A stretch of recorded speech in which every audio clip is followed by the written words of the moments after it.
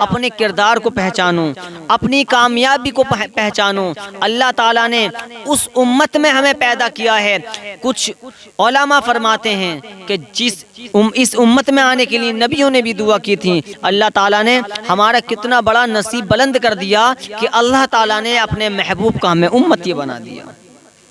اللہ تعالیٰ ہم سب کو اس پر عمل۔ اللہ تعالیٰ کا سب سے بڑا احسان یہ ہے کہ اللہ تعالیٰ نے ہمیں مسلمان بنایا، اور دوسرا احسان یہ ہے کہ اللہ تعالیٰ نے ہمیں اپنے محبوب کا امتی بنایا، اور تیسرا احسان یہ ہے کہ اللہ تعالیٰ نے کسی کے آگے جھکنے کا حکم نہیں دیا، بلکہ اپنی بارگاہ میں ہم کو جھکایا، یعنی کہ ہم اللہ تعالیٰ کو ہی سجدہ کرتے ہیں، اس کے سوا کسی کو سجدہ کرنا ہی نہیں ہے اور نہ ہی کریں گے۔ تو اس لیے نمازوں کی پابندی کریں، والدین کی خدمت کریں، اور زیادہ سے زیادہ اپنے بچوں کو تعلیم سکھائیں، علم دین سکھائیں۔ کم سے کم اگر تم اپنے بچوں کو علم دین سکھاؤ گے، اور جب تمہارا انتقال ہو جائے گا، جب تم اس دنیا سے کوچ کر جاؤ گے، کم سے کم ہماری اولاد قبر پہ جا کر کم سے کم فاتحہ پڑھ دے گی، کم سے کم دعائیں مغفرت کر دے گی۔ کتنے قبرستان میں جو مردے لیٹے ہیں وہ دعا کر رہے ہیں، اے مولا ہمیں دوبارہ زندگی مل جائے۔ لیکن زندگی کیسے مل سکتی ہے؟ جب موت آتی ہے، جب موت کا فرشتہ آتا ہے تو روح نکال کے لے جاتا ہے، ہمارا جسم رہ جاتا ہے۔ جب ہم کو قبر میں رکھ دیا جاتا ہے تو علماء فرماتے ہیں جتنے کم مردے ہوتے ہیں وہ یہ پکار کرتے ہیں، یا اللہ ہمیں دوبارہ زندگی دے دے، اس لیے کہ ہم تیری عبادت کر سکیں۔ کچھ تو یہ فرماتے ہیں علماء، کچھ مردے یہ فریاد کرتے ہیں، یا اللہ کوئی قبرستان میں آ جائے، کوئی درود پاک سنا دے، کوئی اذان سنا دے، کوئی قرآن کی تلاوت ذکر سنا دے، جس سے ہمارے دل کو سکون پہنچے۔ اے مسلمانوں یاد رکھو، قبر میں جانے کے بعد میں اگر کام آنے والی چیز ہے تو وہ اچھے اعمال ہیں۔ نمازیں ہمارے کام آئیں گی، روزہ ہمارے کام آئے گا، والدین کی خدمت ہمارے کام آئے گی۔ اے نوجوانوں نماز کی پابندی کر لو، قرآن کی تلاوت کر لو۔ قسم خدا کی جب ہم تلاوت قرآن کریں گے، تلاوت نماز پڑھیں گے، جب اللہ تعالیٰ کے احکام پر چلیں گے، نبی کی شریعت پر چلیں گے، تو اللہ تعالیٰ بھی خوش ہوگا اور ہم سے ہمارے رسول اللہ بھی خوش ہوں گے۔ تو اس لیے ہمیں اچھے عمل کرنے چاہیے، بچوں کو علم دین سکھانا چاہیے۔ علم دین ایک ایسی چیز ہے جس کو کوئی چرا نہیں سکتا۔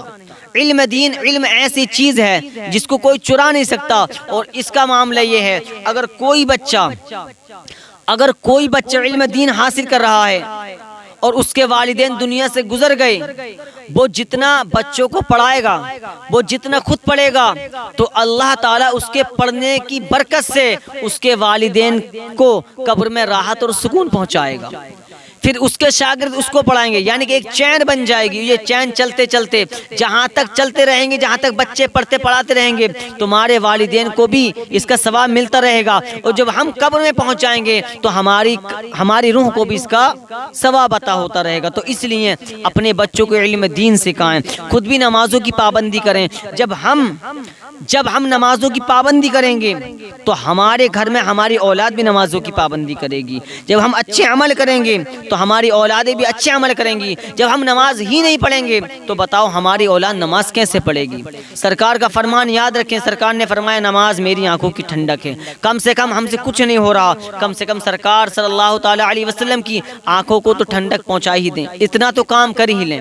تو اس لیے زیادہ سے زیادہ اپنے بچوں کو علم دین سکھائیں اور تلاوت سکھائیں، نماز کی پابندی کرائیں، خود بھی نماز کی پابندی کریں۔ اپنے گھر میں ایسا ماحول بنائیں کہ وہ پورا گھر نمازی ہو جائے، پورا گھر کم سے کم پاؤ پارا نہ پڑے تو کم سے کم روزانہ ایک رکوع تلاوت قرآن کرے، 5 وقت کی نماز پڑھے، اور کبھی کبھی قبرستان کا چکر بھی لگا لیا کرو پیارے، اس لیے کہ وہاں وہ دفن ہیں جو تمہیں کلیجے سے لگایا کرتے تھے۔ تمہارے والدین قبرستان میں دفن ہیں جو تمہیں کلیجے سے لگا لیا کرتے تھے۔ کم سے کم ایک چکر قبرستان کا بھی لگا لیا کرو، اپنے والدین کے لیے 5 منٹ نکال لیا کرو۔ اس لیے جب تم قبرستان پہنچو گے تو اپنے والدین کے لیے دعا کرنا، یا اللہ میرے والدین دنیا سے گزر گئے ہیں، یا اللہ ان کی مغفرت فرما۔ قسم خدا کی اللہ تعالیٰ کی رحمت اور اللہ تعالیٰ کے خزانوں میں کمی نہیں ہے، انشاءاللہ اللہ تعالیٰ ہماری دعا کو قبول فرمائے گا اور ہمارے والدین کی مغفرت فرمائے گا۔ اس لیے زیادہ سے زیادہ دعا کریں، ہر نماز کے بعد میں اپنے والدین کے لیے بھی دعا